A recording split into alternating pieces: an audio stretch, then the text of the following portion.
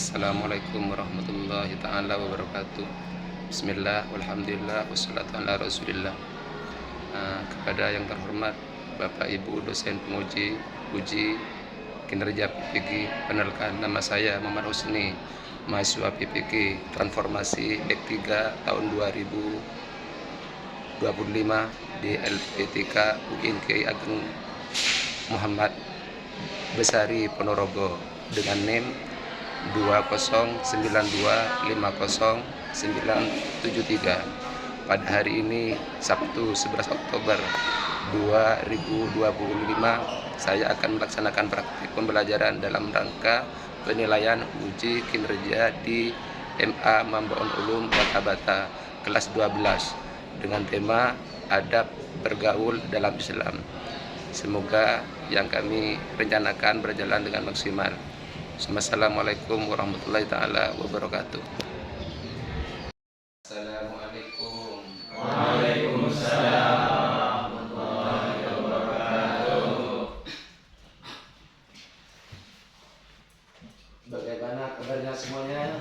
Alhamdulillah baik. Baiklah.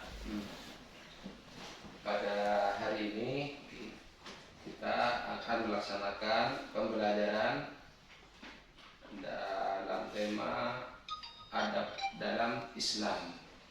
Namun sebelumnya kami akan membacakan nama-nama kalian di absen yang dipanggil mengajukan tangan. Abdullah Ramadhani hadir. Yang keras suaranya. Ahmad Fakur Rosi hadir. Nur Wahid hadir. Ali Zainal Abidin Hadir. tidak masuk ya. Ya. Fairuz Alfandi hadir. Imam Subhan Hadir. Andi Musa Hadir Ustaz. Muhammad Farhan Hadir. Fikri Izzatur Rahman Hadir. Maulana Ibrahim Hadir. Muhammad Firmansyah Tidak masuk ya. Ubaid Hidayatullah Hadir. Ikrar Eko Satrio Hadir. Saiful Umam Sakit itu hari. Kita. Sayyidus Salih. Hadir. Baiklah.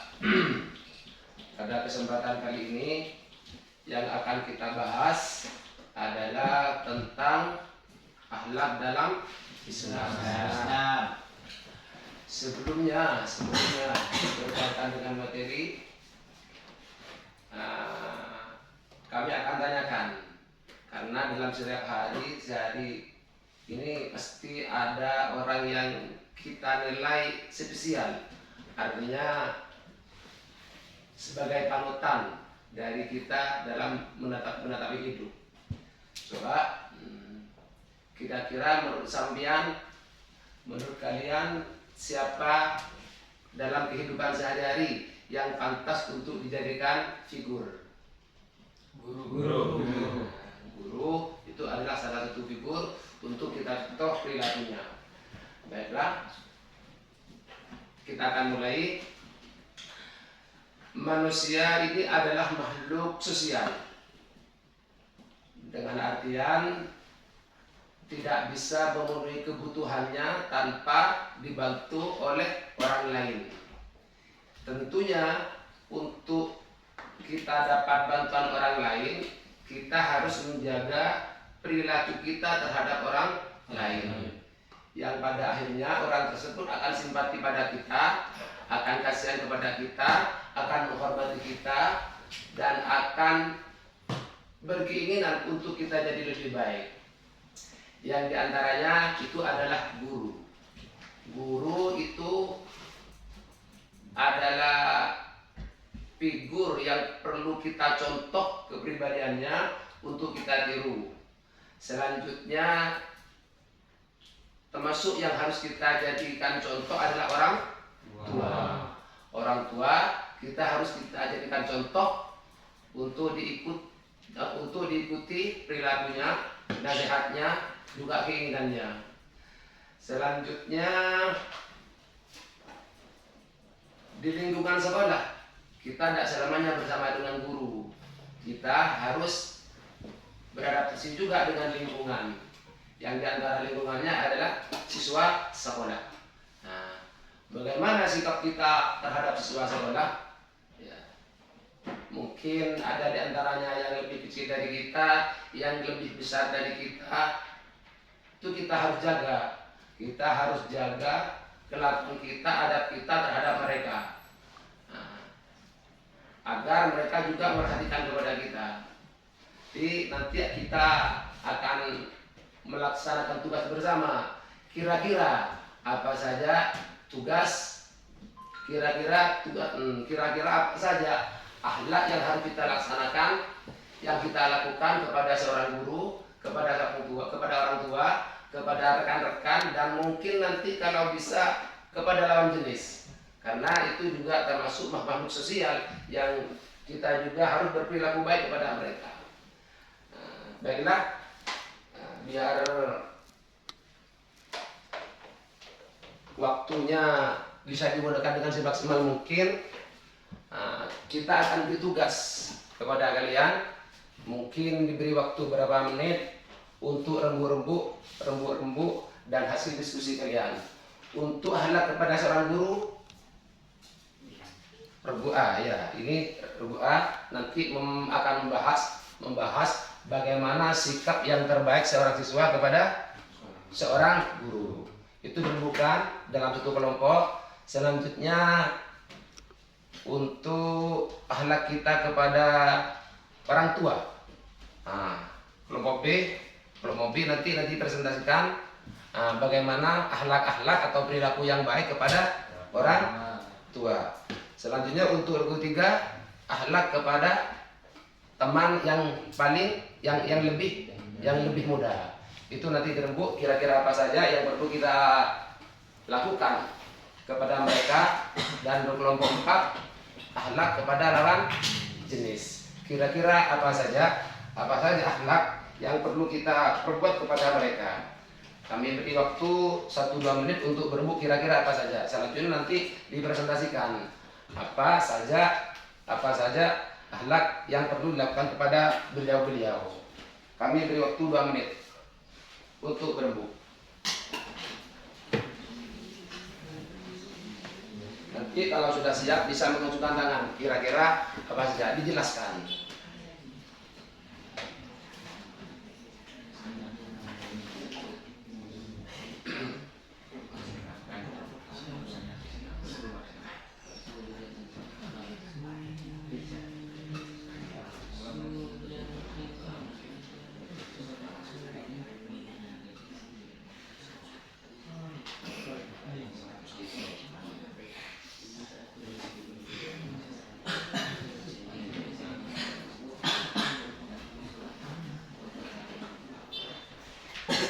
Dirembuk, mungkin kalau yang sudah siap bisa mengajukan tangan. Bisa nanti menjawabnya bukan satu orang, tidak apa-apa, dibantu temannya dalam satu kelompok. Tidak usah, tinggal di tempatnya.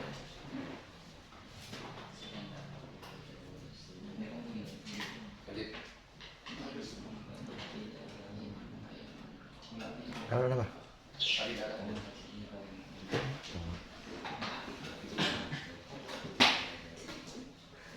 Siap? Coba. Untuk kira-kira akhlak apa saja yang perlu digunakan atau ketika kita menghadap seorang guru. Yang keras suaranya. Bismillahirrahmanirrahim. Assalamualaikum warahmatullahi wabarakatuh. Perkenalkan. Kami berangkat dari kelompok A yang akan membawakan tema berakhlak pada guru. Sebelumnya izinkan kami untuk memperkenalkan diri. Dimulai dari saya adalah Abdullah Ramadhani, dan samping diri saya bernama Fikri Jazil Rahman, dan sampingnya lagi Trio Eko Satrio. Langsung pada poinnya, langsung. Untuk berakhlak pada guru di sini terdapat beberapa poin. Di antaranya sikap seorang murid saat bertemu guru di dalam kelas. Yang pertama itu mengucapkan salam pada guru. Kemudian setelah mengucapkan salam, menyapa guru dengan sopan. Bagaimana yang dimaksud menyapa dengan sopan? Yang dimaksud menyapa dengan sopan, kita menyapa guru dengan menanyakan kabarnya dengan bahasa yang halus, yang lembut, dan bahasa yang sopan. Ya, selanjutnya. Kemudian setelah menyapa guru, duduk di bangku masing-masing dengan baik, yaitu tidak berkeliaran dan yang lain. Kemudian setelah duduk, kita memperhatikan guru saat menerangkan pelajaran. Dan ketika ingin keluar, misal ingin ke kamar mandi, maka kita pamit pada meminta izin untuk keluar kelas. Berarti tidak langsung keluar tanpa pamit dulu. Ya, harus pamit terlebih dahulu pada guru. Kemudian sikap saat belajar, di antaranya mendengarkan dan memperhatikan guru. Ketika guru menjelaskan pelajaran dengan tidak menoleh-noleh, tidak berbicara dengan teman sebangku. Kemudian Berarti fokus pada penjelasan guru berarti. Ya, Tanpa memperhatikan yang lain. ya. Kemudian belajar dengan tekun. Selanjutnya bertanggung jawab dan mengakui kesalahan. Andai kata salah bertanggung jawab, jangan melemparkan pada orang lain berarti. Ya. Lanjut. Kemudian pada saat belajar kita mengajukan pertanyaan. Ketika ada yang tidak paham, di sini kita bertanya pada guru. Sikap selanjutnya itu sikap perilaku yang lain. Seperti contohnya menghormati guru, tidak mencela guru, tidak mencaci guru, Tidak mencari keburukan guru. ya tidak mencari keburukan guru, lebih simpelnya. Kemudian mendoakan guru. Jadi setiap waktu kita harus mendoakan guru, terutama pada saat setelah sholat. Bagaimana guru juga mendoakan muridnya. Ya. Kemudian membantu guru ketika guru dalam kesusahan atau ketika pada hal-hal yang lain. Yang namanya makhluk kan pasti ada kekurangannya, Ya. ada kerepotannya. Tugas murid juga bisa membantu terhadap kesibukan guru berarti. Ya, makasih. Lanjut. Selanjutnya menjaga nama baik guru, seperti tidak menjelek-jelekan guru, tidak menyebarkan keburukan guru dan yang lain. Dan yang terakhir itu memuliakan guru. Sudah. Iya, terima kasih. Selanjutnya pada kelompok yang kedua, bagaimana akhlak seorang anak kepada orang tua. Bagaimana akhlak yang perlu dilakukan seorang anak kepada orang tua. Dipersilakan untuk kelompok dua. Yang kertas suaranya. Assalamualaikum warahmatullahi taala wabarakatuh. Waalaikumsalam warahmatullahi wabarakatuh. Bismillahirrahmanirrahim. Kami berangkat dari kelompok 2 ingin menjelaskan tentang perilaku atau adab terhadap orang tua.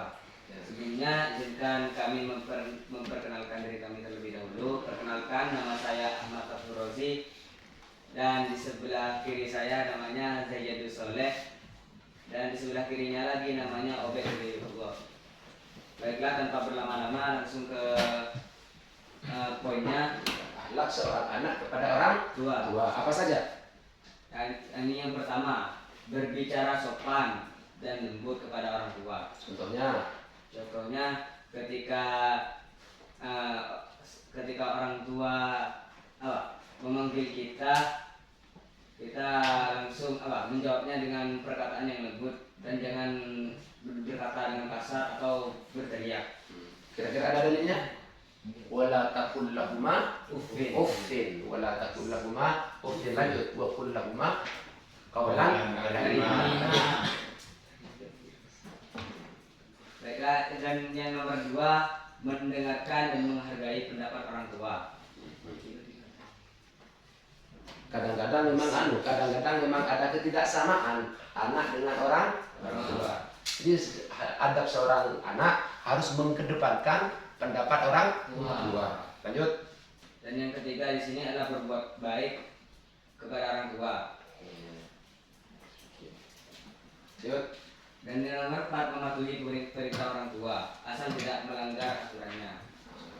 Mematuhi perintah Orang tua orang tua asal tidak melanggar aturannya. agar tidak berseberangan dengan perintah syariat, dengan perintah Allah. Dalam keterangan dikatakan apa? La ta'ata li makhluqin fi maksiatil khaliq. Tidak boleh ikut perintah makhluk apabila perintah tersebut berseberangan dengan perintah Allah. Ya, tapi kira-kira tidak ada orang tua yang menyuruh anaknya berbuat jahat, itu tidak ada. Pasti kalau orang tua menginginkan anaknya jadi baik, tak mungkin memerintahkan sesuatu yang buruk. Jadi andai kata ada, kita tidak boleh mengikuti perintah orang tua apabila perintah tersebut berseberangan, salah menurut aturan. La ta'ata li makhluqin fi maksiatil khaliq. Lanjut berikutnya. Adab saat orang tua masih hidup. Ya. Yang pertama, ini memenuhi panggilan orang tua. Jadi kalau misalnya kita dipanggil oleh orang tua atau dimintai pertolongan, maka mau tidak mau kita harus siap untuk memenuhi panggilannya. Ya. Dan yang nomor 2 di sini adalah menjaga kehormatan mereka. Seperti halnya menjaga harga diri mereka dan yang lain. 3, membantu pekerjaannya. Seperti halnya jika orang tua kita itu bertani, maka kita harus menolong atau juga ikut bertani. Sudah. Masih. Selanjutnya untuk adab seorang saudara terhadap saudaranya yang lebih kecil. Untuk kelompok 3 dipersilakan. Bismillahirrahmanirrahim. Assalamualaikum warahmatullahi wabarakatuh. Waalaikumsalam warahmatullahi wabarakatuh. Kami berangkat dari kelompok 3 akan mempresentasikan akidah akhlak dengan tema adab terhadap yang lebih muda. Sebelumnya kami ingin memperkenalkan diri. Dimulai dari saya. Nama saya Muhammad Ali Musa Firdaus, dan di samping kanan saya namanya Khairus Alfandi, dan di samping kiri saya namanya Imam Subhan. Langsung to the point. Poin yang pertama yaitu menyayangi dan mengasihani. Contoh semisal kayak anak kecil, ketika dia tidak disayang, maka anak tersebut sulit untuk mengikuti langkah-langkah yang lebih tua. Poin yang kedua yaitu menolong dalam kesulitannya. Semisal kayak anak kecil itu kesulitan mengerjakan pelajaran, maka bagi yang lebih tua itu harus memberi bimbingan dan mengajarinya untuk bisa mengerjakan pelajaran itu. Membantu apabila kesulitan dalam pelajaran. Ya. Nah, seorang kakak harus membantu pada adiknya. Yang lebih tua membantu pada yang lebih Muda. Poin yang ketiga yaitu berbicara dengan sopan. Jadi bagi sang kakak itu harus memberikan contoh pada adiknya agar supaya adiknya itu ketika berkomunikasi dengan orang lain itu berbicara dengan sopan. Mungkin beralih pada teman saya. Ya, coba. Hasil penelitian bagaimana? Lanjut. Poin yang keempat, bagi orang yang lebih tua itu harus memberi bimbingan pada yang lebih kecil. Karena bagi anak kecil itu semua hal yang dilakukan menurutnya itu benar. Seperti mengambil mangga orang, makanya bagi yang lebih tua itu harus memberi bimbingannya. Poin yang kelima itu harus memberi. Tapi disangkanya boleh mengambil punya orang lain. Ya. Yang kelima, memberi teladan. Jadi kita sebagai yang lebih tua itu harus memberi contoh yang baik bagi anak kecil. Jangan ketika kita melakukan kejahatan jangan ditampakkan pada anak kecil gitu. Dan tidak boleh melakukan kejahatan. Yang Assalamualaikum warahmatullahi wabarakatuh. Waalaikumsalam. Mungkin saya mewakili dari kelompok 4. Terlebih dahulu saya akan memperkenalkan anggota kelompok kami. Perkenalkan, nama saya Ahmad Nur Wahid, bisa dipanggil Ahmad. Dan di sebelah kiri saya yaitu Maulana Ibrahim. Dan di sampingnya lagi Farhan. Mungkin untuk poin penting yang akan kami sampaikan, langsung Mr. Alan akan membacakan poin-poin penting yang terdapat dalam catatan kertasnya. Ya. Silakan. Bismillahirrahmanirrahim. Untuk kami yang kelompok 4 ini, yakni temanya adab terhadap lawan jenis. Yang poin pertama di sini yakni menjaga pandangan. Contohnya itu menjaga pandangan seperti kita melihat lawan jenis yang lain. Kenapa kita harus menjaga pandangan? Karena takut ada syahwat atau rasa ingin, lebih gampangnya yang terjerumus ke dalam zina. Jadi untuk menghindari menghindari zina tersebut, jadi kita harus menjaga pandangan terhadap lawan jenis. Lanjut poin kedua yakni menghindari berdua-duaan. Yang dimaksud menghindari berdua-duaan di sini supaya tidak ada timbulnya fitnah dari orang-orang. Dan apabila kalau yang berdua-duaan di sini, yang ketiga setan. Dan yang ketiga di sini, poin ketiga menjaga jarak fisik dan menghindari kontak tubuh. Yang dimaksud menjaga jarak fisik dan menghindari kontak tubuh karena takut timbul fitnah dan timbul syahwat karena bersentuhan fisik dengan lain jenis, laki-laki dan perempuan. Mungkin yang poin selanjutnya bisa dilanjutkan oleh partner saya, Mr. Farhan. Oke. Untuk poin yang keempat ini dilarang berbicara dengan sopan. Jadi ke lawan jenis itu kita harus berbicara dengan sopan. Maksud di sini berbicara dengan sopan yaitu kita tidak boleh menyakiti satu sama lain. Kalau kita menyakiti satu sama lain, kita itu bisa terjadinya permusuhan di antara sebelah pihak. Gitu. Untuk yang kelima, beradab terhadap lawan jenis yaitu adalah menutup aurat. Jadi di dunia ini sekarang maraknya orang-orang itu membuka aurat. Nah, di sini kita itu harus menutup aurat. Karena apabila kita menutup aurat, kita itu akan terjaga terjaga morah kita. Jadi kita itu diharuskan untuk menutup aurat itu. Dan yang keenam, kita itu harus menghindari campur baur yang tidak tepat. Nomor 6 di sini yaitu intinya adalah kita tidak boleh memilih salah pergaulan. Apabila kita memilih salah pergaulan, kita akan terjerumus kepada perbuatan kejahatan. Ya, mungkin hanya seperti itu dari kami. Assalamualaikum warahmatullahi wabarakatuh.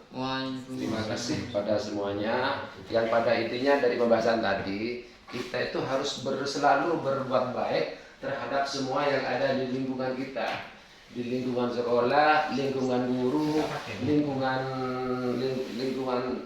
tempat kita bermain. Kita pun harus selalu berbuat baik, yang pada intinya nanti orang tersebut akan simpati kepada kita dan akan menilai kita adalah orang yang selalu berbuat baik. Semoga kita dapat mendapatkan hikmah atau pelajaran untuk kita ketahui dan kita terapkan dalam kehidupan sehari-hari. Mungkin di sini saja, mungkin pelajaran untuk hari ini. Kurang lebihnya saya minta maaf. Assalamualaikum warahmatullahi taala wabarakatuh. Waalaikumsalam warahmatullahi wabarakatuh.